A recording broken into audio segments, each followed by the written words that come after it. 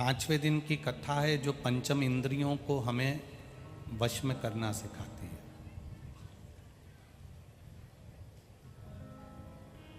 हमारी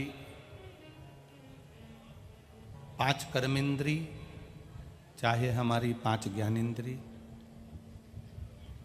इन इंद्रियों को हमें अपने वश में कैसे करना है, और इन इंद्रियों को वश में करने के बाद हम भगवान का भजन, भगवान का स्मरण कैसे कर सकते हैं।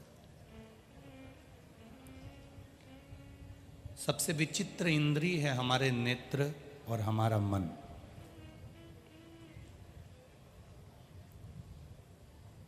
ये नेत्र रूपी जो इंद्रिय है, ये मन रूपी जो इंद्रिय है, ये भटकती है। नयन कहीं ना कहीं हमारे मार्ग को विचित्र कर देते हैं। हम जानना चाहते हैं परमात्मा की शरणागति में, और ये नयन कहीं भोग में, कहीं विलास में, कहीं तृष्णा में, कहीं आसक्ति में, कहीं कहीं भटक जाते हैं। मन भी ऐसा है। हमारा मन भी कहीं ना कहीं किसी ना किसी रूप में डोलता ही रहता है, भटकता ही रहता है। शिव महापुराण की कथा कहती है, जब मन और दृष्टि ये दोनों ही परमात्मा की चरणारविंद में, भगवान के चरणों में अगर पहुंच जाती है, तो फिर हमें बहुत साधना करने की या बहुत तप करने की जरूरत नहीं पड़ती। परमात्मा का मिलन तुरंत हो जाता है। कहीं मत जाओ, फिर हो गया। कभी कभी कथा सुनते सुनते आपकी रोमावलियां भी खड़ी हो जाती हैं, रोम खड़े हो जाते हैं। कभी कभी कथा सुनते सुनते आपका हृदय रोने लगता है। कभी कभी कथा सुनते सुनते आप मुस्कुराने लगते हो। कभी कभी कथा सुनते सुनते आपका ध्यान भटक सा जाता है। कभी कभी कथा सुनते सुनते ऐसा लगता है कि हम भगवान के भजन में बहुत डूब गए हैं। कभी रोमावली खड़ी हो गई, कभी ध्यान परमात्मा में लग गया, कभी हंस रहे हैं, कभी रो रहे हैं।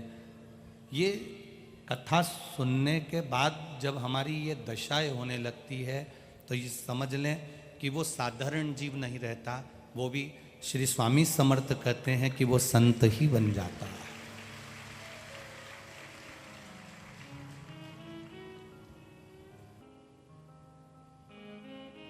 शिव कथा कह रही है, भगवान शंकर का संवाद कर रहा है।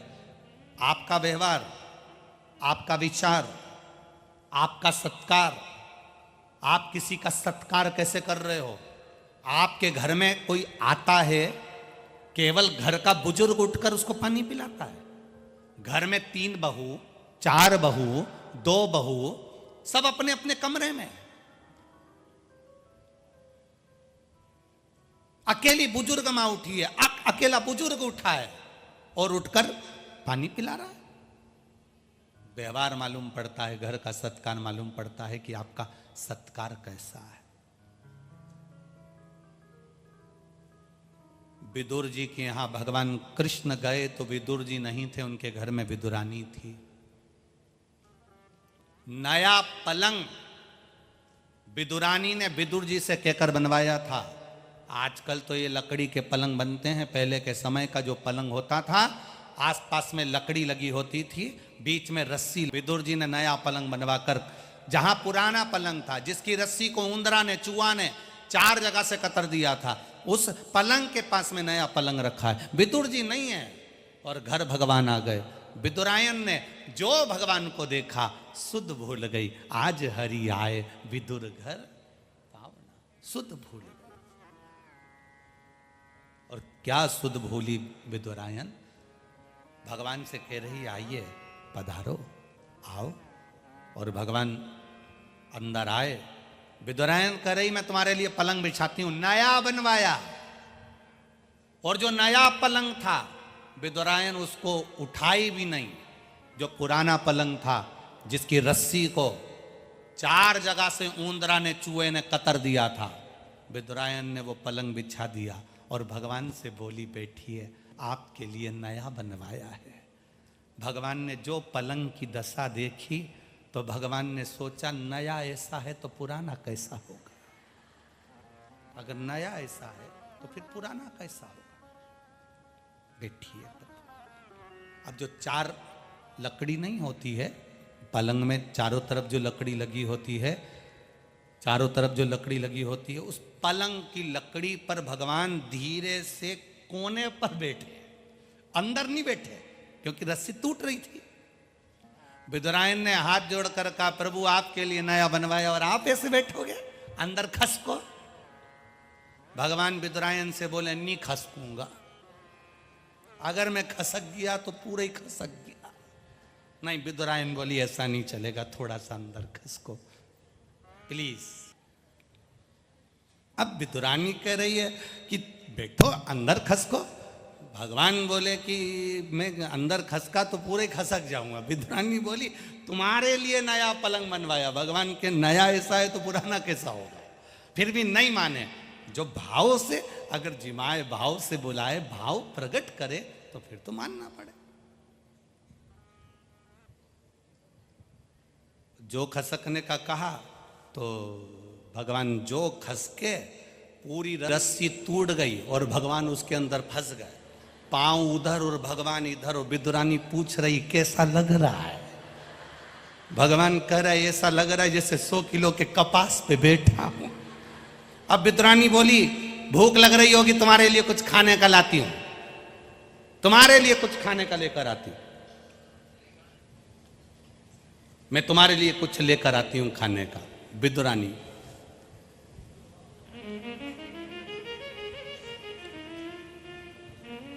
अब भगवान ने मन में सोचा, जब बिठाया ऐसा है तो खिलाएगी कैसा, उससे अंदाजा लग जाए। मैं तुम्हारे लिए कुछ खाने का लाती हूं। और विदुरानी अंदर गई, केले लेकर आई। भगवान के मन में संतोष हो गया, कम से कम अच्छा हुआ केला ही लाई है, भाटा उठा लाती इसका क्या ठिकाना। केला लाई और भगवान के चरणों में बैठकर बड़े प्रेम से केला छीलती जाए और भगवान से के, मैं तुम्हारे लिए 2 दर्जन लेके आई थी और तुम्हारे काका विदुर जी 2 दर्जन लाए, 4 दर्जन केले तुमको ही खाना है। भगवान कह रहे, ला मेरे को दे दे, मैं खा लूंगा। नहीं, मैं छील के खिलाऊंगी। उनको क्या मालूम था कि पक्के में छिल के ही खिलाएगी। अब जो अंदर की गिरी थी वो नीचे फेंक दी और छिलका भगवान को दे दिया। भगवान ने पूछा, ये क्या है। विदुरानी बोली, केला। भगवान बोले, जो नीचे पटका तो के छिलका। भगवान बोले, तुम्हारे यहां उल्टा खाते हैं।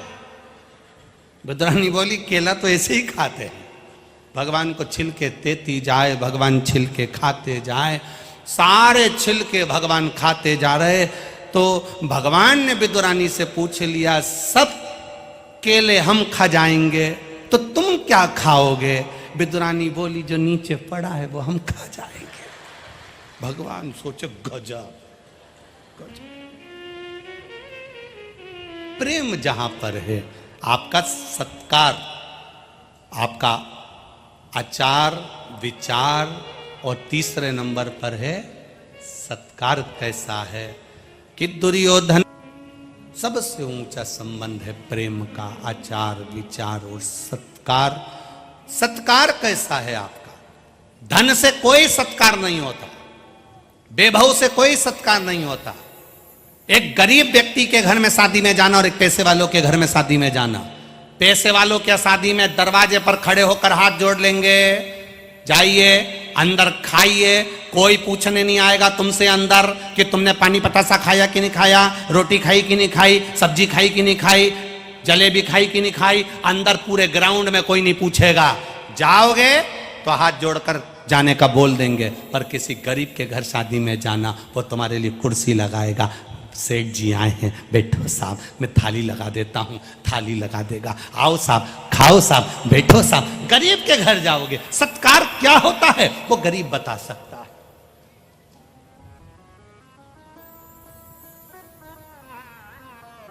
सत्कार क्या है। धन से कभी सत्कार नहीं होता, धन से कभी सत्कार नहीं। आप दिल से सत्कार करिए। और चौथे नंबर का है प्यार, प्रेम। आज के जमाने में भाई भाई में नहीं है, रिश्ते नाते कुटुंब कबीले सब धन के मोहताज हो गए। थोड़ा सा प्रेम बढ़ाने का प्रयास करिए। जीतते गए, ना घर ले गए, ना जमीन ले गए, ना 25 लाख की गाड़ी ले गए। जीतते गए, कुछ भी लेके नहीं गए। तुम और हम भी ऐसे ही जाएंगे, सब यहीं रह जाएगा। अपना किया गया जो सत्कर्म है, आपने किसी को एक बोतल पानी पिलाया है, आपने किसी को एक अन्न का दाना खिलाया है, बस वो हमारे खाते में जाएगा, बाकी का सब छूट जाएगा। बड़ों का आदर करा, बुजुर्गों को नमन करा, प्रणाम करा, माता पिता का आदर करा, कभी ऊंचे आवाज में शब्द नहीं बोले, सम्मानजनक शब्दों का विचार किया गया, तब समझ लो कि आपके साथ आपका पुण्य जा रहा है। गाली देने वाला गाली दे रहा है, अपशब्द कहने वाला अपशब्द कर रहा है, ताने देने वाला ताना दे रहा है। जरा सा किसी ने एक संबोधन में लोग कह देते, जरा सा किसी ने कह दिया कुत्ता, बस गाली में जैसे ही बोला कुत्ता, और कुत्ता बोलते से ही और तुमने चिल्लाना चालू कर दिया, चिल्लाना चालू कर दिया, तो उसमें उसकी गलती नहीं है जिसने कुत्ता कहा है, गलती तुम्हारी है कि तुम भौंके क्यों।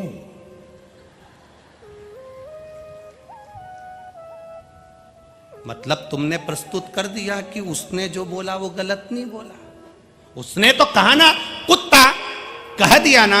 अब ये समझने वाली बात है कि उसने कहा, मुख उसका गंदा है, शब्द उसके गंदे हैं, वाणी उसकी गंदी है, अब शब्द उसके भीतर भरा हुआ है, तुम क्यों भौंके, तुम क्यों प्रस्तुति दे रहे हो, क्यों भौंक रहे हो। जब वो आड़ा टेढ़ा बोले, तुम मौन रहकर भीतर की भीतर श्री शिवाय नमस्तुभ्यम बोलना, तो तुम्हारे अंदर जो भगवान होगा जवाब वो देगा। और उसके बोलने से तुमने भौंकना चालू कर दिया तो समझ लो कि फिर वो गलत नहीं बोल रहा, तुम हो, फिर वो गलत नहीं बोल रहा। तुमने अगर चिल्लाना चालू कर दिया, उसने बोला और तुमने अपशब्द बोलना चालू कर दिया, तुमने तुरंत बोलना चालू कर दिया, तो समझ लो कि फिर तुम वो गलत क्या बोला है, उसको समझो। उसने जैसे ही कुत्ता शब्द बोला, जैसी अपशब्द बोला, जैसी ताना दिया, जैसी गाली दी, जैसी आड़ा टेढ़ा बोला, तुम पलट के जवाब क्यों दो। लोग कहते हैं हमारी सास हमको अपशब्द कहती है, तो पलट के जवाब क्यों दे रही हो, मत दो। श्री शिवाय नमस्तुभ्यम अंदर से जपो।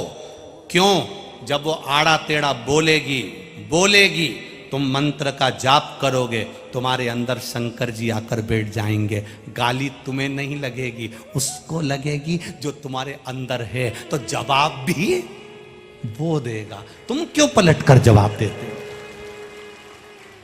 तुम क्यों देते हो, आप क्यों जवाब दो, उसके कर्म का जवाब वो देगा। प्रेम बढ़ाइए, हम प्रेम को छोड़ दिए।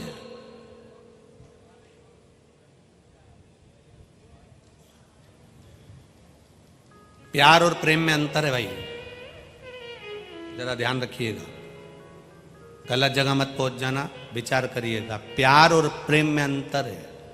प्रेम में समर्पण होता है, किसी का खून खच्चर नहीं होता, और प्यार में हमेशा खून खच्चर ही होता है। प्रेम और प्यार में अंतर है। ये जरा सा फिल्म देख देख के लोग जो कर बैठते हैं कि, और फिल्म देखकर क्या सीखते हैं, बस ये कि वो उसको चाहे, वो उसको चाहे, वो उसको चाहे, और पूरी फिल्म का एंड कब होता है, जब दोनों की शादी हो जाए। आज तक फिल्म में जितने भी एंड हुए हैं फिल्म के, वो शादी पर एंड हुए हैं। शादी के बाद का बताओ ना, सही फिल्म तो चालू जब होती है। पर जितनी भी फिल्म बनी, हर एक फिल्म का एंड होगा तो दोनों की शादी से होगा। इसके बाद ओरिजिनल फिल्म चालू होती है, वो कौन दिखाएगा? वो कौन दिखाएगा? वो भी तो दिखाओ कि पति भेरू बन गया और पत्नी जगदम्बा कालरात्रि कुष्मांडा, और रोज दोनों का झगड़ा हो रहा और रोज घर में आरती हो रही, अंबे तू है जगदम्बे काली, जय हो आकोला वाली। रोज झगड़ा हुआ और बस फिल्म देखी हमने, फिल्म देखी तो सोचा मैं हीरो बन गया, ये हीरोइन बन गई, हम दोनों में स्नेह हो गया, प्रेम हो गया, प्यार हो गया। ना ना ना ना, इसको कहते नहीं है कुछ भी। सही फिल्म का एंड, हर फिल्म का एंड केवल शादी पर हो जाता है। शादी के बाद हुआ क्या वो तो देखो। ये जितनी फिल्म देखकर शादी होती है ना,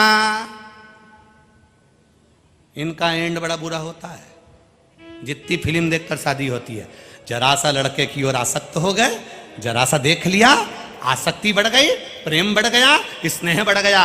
मेरा बेटियों से निवेदन है, तुम्हारे माता पिता ने तुम्हें उच्च शिक्षा दी है, तुम्हारे माता पिता ने तुम्हें पढ़ाने में कमी नहीं रखी, तुम्हारे माता पिता ने तुम्हें शहर में भेजने में कमी नहीं रखी, तुम्हारे माता पिता ने तुम्हें कपड़े पहनाने में कमी नहीं रखी, तुम्हारे माता पिता ने तुम्हारे भाई को जितनी अच्छी शिक्षा नहीं दी उतनी अपनी बेटी को दी है। मेरा बेटियों से निवेदन है, अपने माता पिता को कन्यादान का मौका देना, किसी आड़े टेढ़े के साथ मत चले जाना, किसी आड़े टेढ़े के साथ मत चले जाना। जरा सा बॉडी शॉडी देखी और उसके साथ चले गए, जरा सा गाड़ी उसने आकर भुर्र भुर्र करी, मालूम पड़े गाड़ी सुधरने आई थी, 50 रुपए का डीजल फ्री का डलवा के लिए आया और उसके साथ चले गए। जिंदगी भर रोगे, जिंदगी भर। एक बेटा एक कुल को तारता है और एक बेटी 2 कुल को तारती है। उसका जीवन प्रबल होना चाहिए।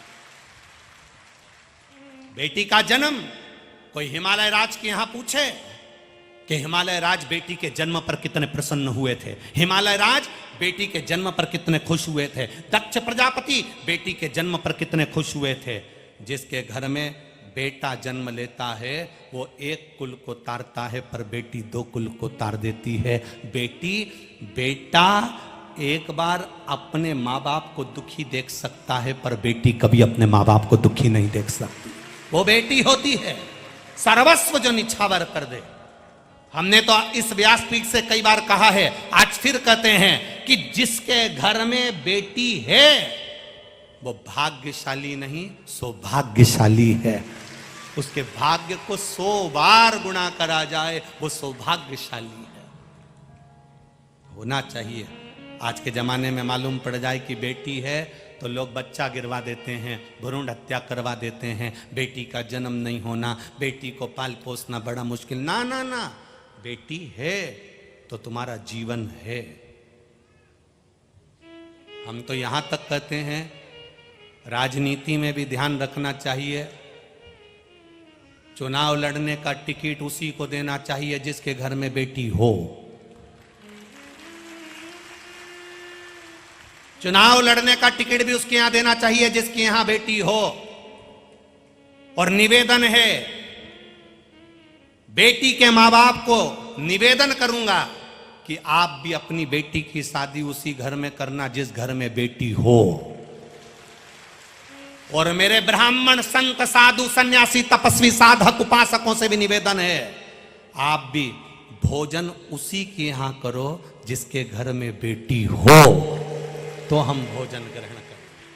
क्योंकि बेटी भाग्य बना देती है, बेटी सौभाग्य बना देती है।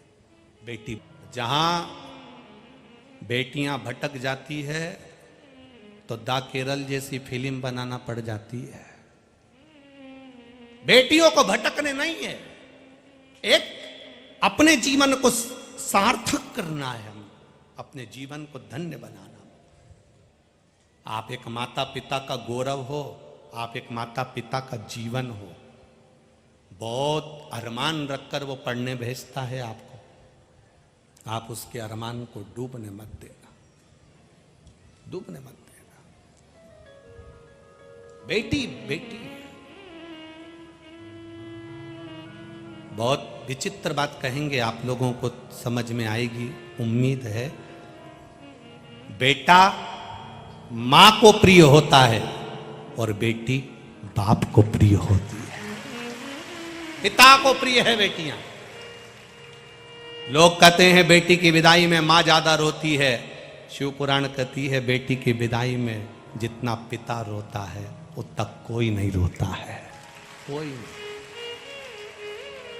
शिव कथा कह रही है, भगवान शंकर का संवाद कह रहा है।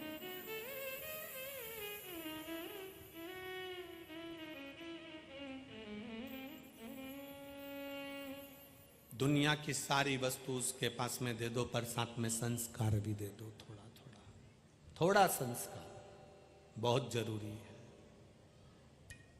कहीं नहीं मिलेगा, माता पिता को देना पड़ेगा अपने पास से। बच्चों को चाबी देना मना नहीं, पर उससे पहले संस्कार देना कि वो चाबी खोलने सीखे।